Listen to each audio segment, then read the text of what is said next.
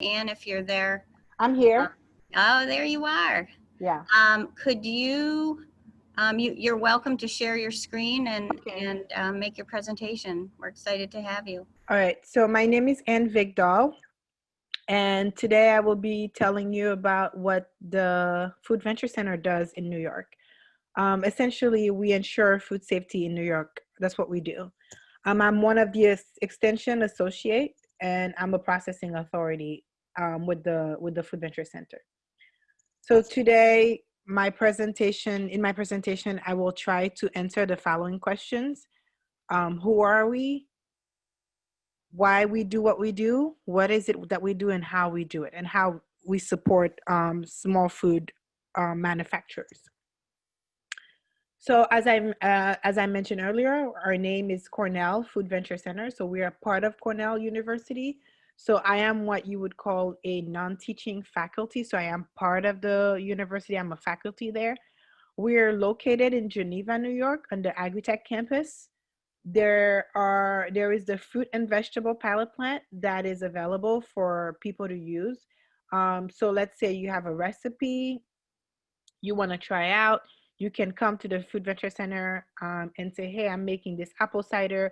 I want to do a 100-bottle runs, and then you'll have the support of our expert to help you. We also have the Food Micro Lab and the HPP Validation Center. The Food Micro Lab usually helps with like any microbial studies that you have or shelf life studies. The HPP validation is to, if you know what HPP is, it's a high pressure processing. It's a different method to pasteurize your food. And there's also the Food Venture Center there. There is the wine lab. There's plenty of stuff there. I used to work in Brooklyn. My office has recently been closed, so I'm actually moving up to Geneva in the next couple weeks.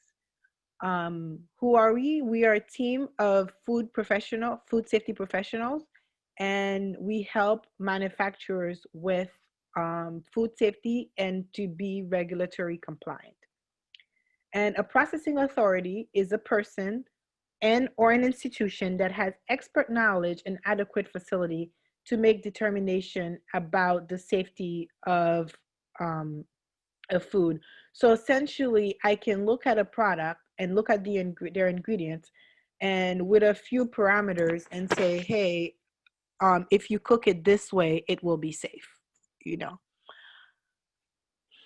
Oh, and one question people usually ask us is, will my information be confidential? Yes, it will be confidential. We don't share your recipe or your process. We've been doing this for 30 years now. We don't share your process and your recipe. Why do we do this? Why is this so important? We do this because food safety matters, and food safety is crucially important.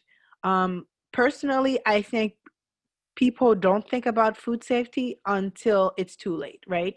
Essentially, we do what we do so we prevent manufacturers from killing people. That's the worst case scenario, right? People can get sick, but the worst case scenario is you can actually, if you don't make your food right, you can essentially hurt someone. Why is this important? Because the consumer's perception has changed too, because everyone wants to eat, not everyone, most people want to eat local, sustainable. People are looking for natural food, no preservative, organic, health and wellness. I personally like to support small businesses, so that also influenced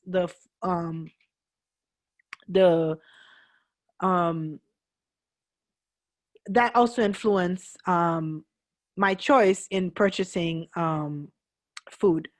And right now there has been an increase of small food entrepreneurship, especially because of COVID. A lot of people have lost their job, and they've always wanted to do a business, and now it's the time because they have time to do it. So we're getting a lot of requests.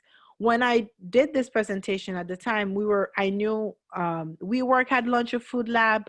I worked with Jamaica Feast out in Queens. that they're a program with the Queen's Library where they're supporting small entrepreneur, like training them. Hot Bread Kitchen is a kitchen in Harlem that support women, and it started as a nonprofit to support women and bakery, but now then it became a commercial kitchen and incubator. So that was another thing. And then you had Chobani that would take those companies to the next level. So there has been a lot of movement around the food, thus making our job more important. So what is it that we do? Essentially, we provide technical assistance for food safety for new products entering the market. So for example,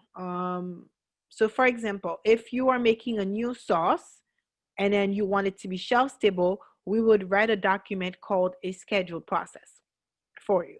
If your product is a frozen food or frozen or refrigerated product, your document would be called a process review, but essentially it's the same thing. It's just for federal purposes, the language is different. If you are making a frozen pizza or a vacuum sealed product, for example, it's called reduced oxygen packages. We would give you a letter for that, a safety letter. The New York Department of Agriculture requires that. Deviation assessment. So let's say something happened at your plant or your kitchen, and then you just made 300 batches of tomato sauce. And you're like, oh my goodness, I think I made a mistake. Do I throw those out, or do I throw the package out, or do I save it? So you can call us, right? If you have, we are assuming you have good record keeping, and then you walk us through the step, and maybe we can save the batch, right? So that's what the deviation assessment means. Yeah. And then product classification letter. That's another service that we do. We also provide free phone calls and emails. People call us all day and say, hey, I want to make this product. Where do I start? Where do I go? How do I get my nutrition label? How do I do this? I need a co-packer. How do I find this? We also provide product development consultation. And it's important that I clarify here, because it's not like, when we mean product development, it's not like, oh, hey, I remember I had this phone call once. This guy said to me, I have all the ingredients of my product, but I don't have the product. Can you help me make it? No, that's not what we mean. So we mean like, you have a product, for example, let's say you're making, let's say tomato juice, for example, and then you've been bottling it. It's been working very well. For whatever reason, now you wanna carbonate that juice, but you don't know where to start. Then we would help you for that. Like we would help you with that. So or you've been making this spread, for example, and you find it too thin and you want to make it thicker. So we can help you figure that out. So that's what I mean by product development. We're not going to make the product for you, but if you have a working product and you have some technical difficulty, we can help you brainstorm with that. In the past, we used to offer trainings and workshop. The main training that we offer used to be it's called Better Process Control School. And we've also given various seminars on food safety for small processors, because it's not the same for big food processors. I put the pictures of Wanna Date and Igansi Soup. Those are some of the people I've helped. Wanna Date is a young lady. She made she makes date spread. So it's actually very clever. She may have graduated college now, but she was like this young girl that very young, like 18, 19, and she was an entrepreneur. Ngonsu is like a young woman with Nigerian background, I believe. And then she would make those delicious soup, but her products were frozen or refrigerated. And then over here is just a presentation I gave.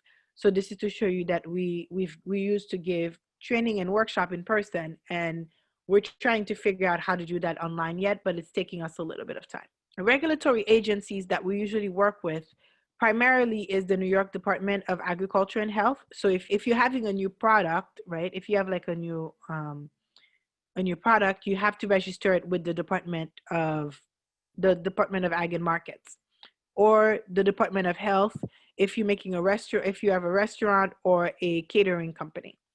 Now, depending on the product that you're making, if it's an acidified food, if it's a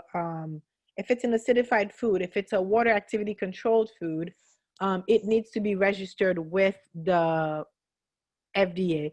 And in the document that we provide you, it usually says that. It usually say for FDA registration, click this. So it gives you those information.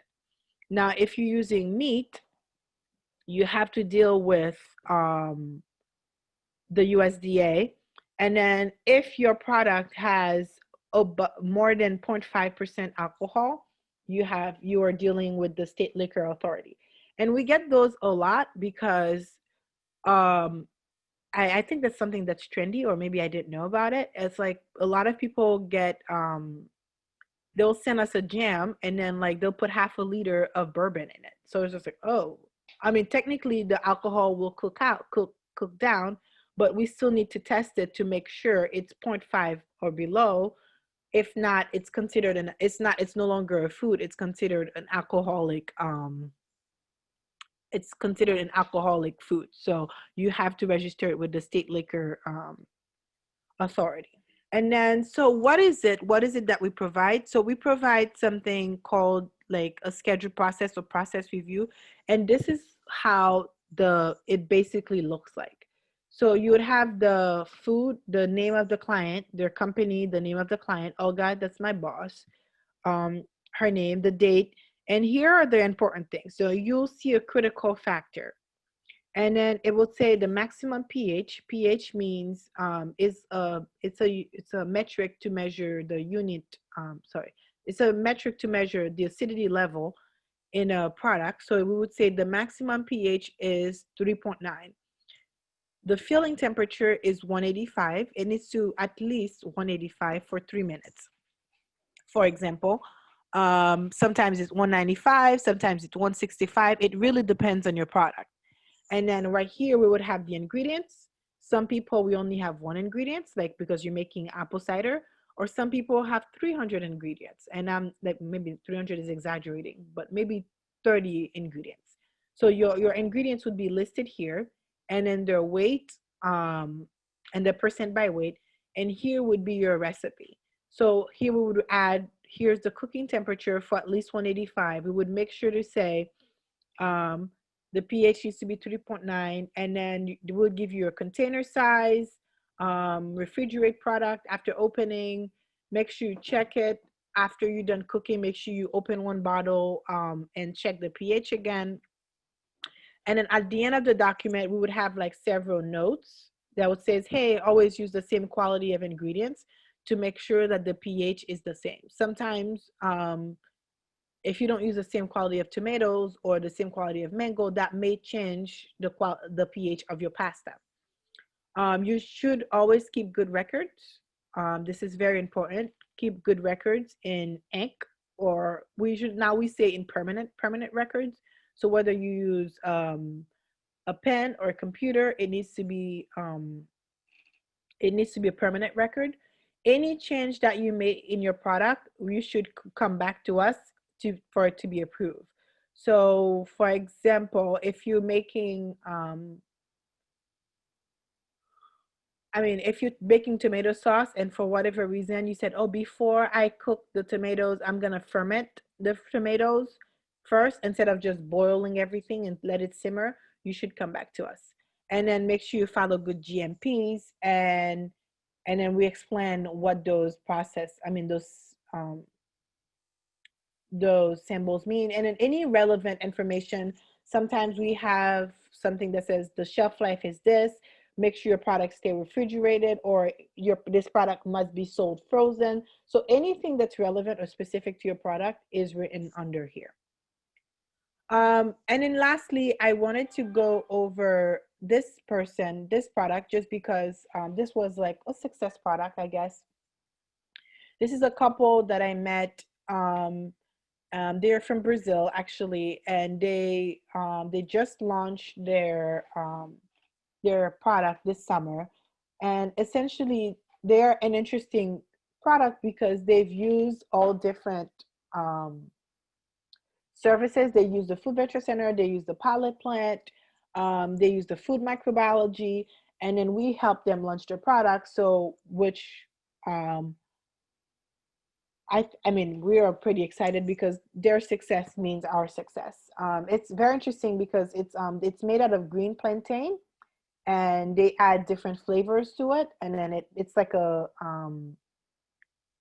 it's a very nice dessert, or treat, or a snack. I call it a dessert. And the best part of my job, I think, prior to COVID, was that I get to try lots of food.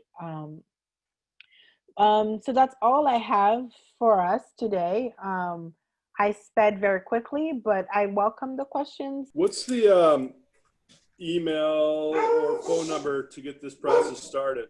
Oh, sorry, that's the last slide. I have a package project and I'm trying to figure out the shelf life stuff right now. So Yeah. thank you very much for all the information. I found it very helpful. Also, I snail mailed all these out Thursday, these slides. So if you don't have them yet, they should be in your mail at least today or tomorrow. Okay. So this would be in everybody's mail. Another thing I forgot to mention is when you go on our website, the best way to get a hold of anyone on our team, you'll see something that says schedule a call with a food safety specialist. Like, just click and then it will automatically add it to our schedule. Okay, so that's the best way to get a hold of us because we get lots of phone calls and we don't always answer. Well, thank you so much, Ann. You bet. We really appreciate it. Even though everyone isn't doing a food product, you know, if you're doing a farm stand, you know what to look for. You'll know what to look for if somebody is bringing you a food product. Or if you're a consumer, you know, you can use this information just for your own personal satisfaction, to know that people have the Cornell Food Venture Center and people like Ann to work with. So it's very exciting, and I really appreciate the time.